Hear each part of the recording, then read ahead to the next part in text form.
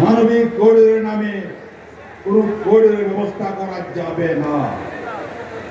এসে দলগুলোর সঙ্গে আলোচনা করে সিদ্ধান্ত গ্রহণ করতে হবে। তাদেরকে এড়িয়ে গিয়ে না জানিয়ে সিদ্ধান্ত গ্রহণ জনগণ মানবে না।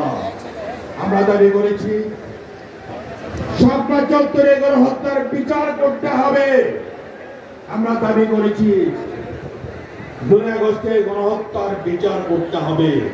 সাথে সাথে আওয়ামী লীগকে দল হিসেবে বিচার করতে হবে। বিচার আগ পর্যন্ত তার কোন নির্বাচন অংশ নেওয়ার সুযোগ থাকতে পারে না।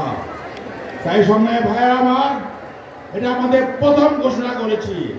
যদি দাবি মানা না হয় তাহলে আমরা পরবর্তী সময়ে আরো কঠোর ঘোষণা করব।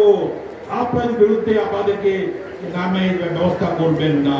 যদি জাতি নেমে যায় তাহলে কোন উপদেষ্টা এই দেশে থাকতে পারবে না। আসসালামু আলাইকুম ওয়া রাহমাতুল্লাহ।